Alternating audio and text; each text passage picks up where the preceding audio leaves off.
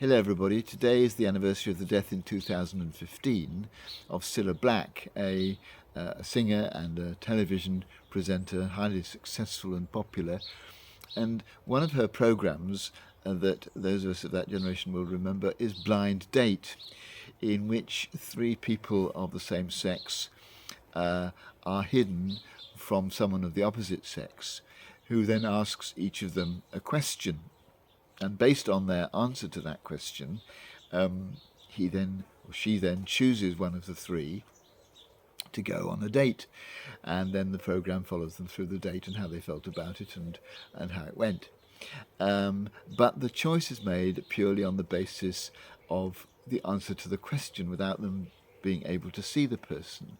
It's interesting that and I hope not indicative of modern life in comparison with the last century, the modern version consists of three people who can't be heard but are only seen. Naked Attraction gives you the clue as to the way in which they're seen, and then the choice is made purely on the basis of what someone looks like, and then they discover how they talk and what they might want to say.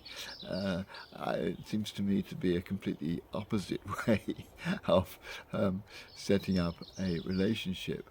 I think in most relationships where love is involved, whether same sex or heterosexual, it's the combination, isn't it, of what people say and how they react, together with how they look, that gives us some attraction towards another person.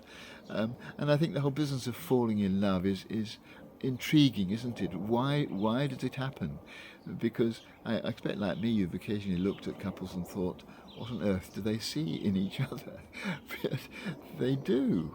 And it is an extraordinary way in which people find many people who want to, some obviously don't succeed in this, but many people who want to find a partner that somehow fulfills their needs.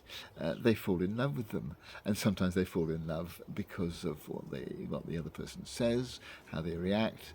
Sometimes it's initially purely physical. Sometimes it starts off as a friendship and becomes love.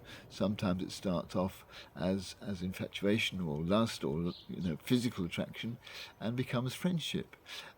It's extraordinary the way that these relationships develop. Psychologists will say that there are a number of things that make people fall in love with each other. Most fairly obvious. I mean, clearly it's to do with having some kind of shared values, a mutual admiration, a usually a common kind of background, a sense of familiarity. Someone once said that you fall in love with someone who gives you back the part of you that you lost.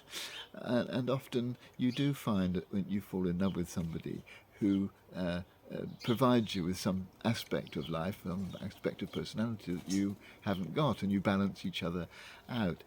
You'll have your own ideas and your own experience, I hope, of falling in love.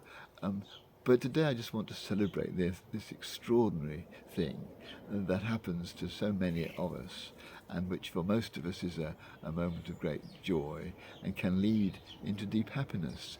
And to just celebrate the way in which falling in love, mysterious as it is, can be such a productive and creative experience.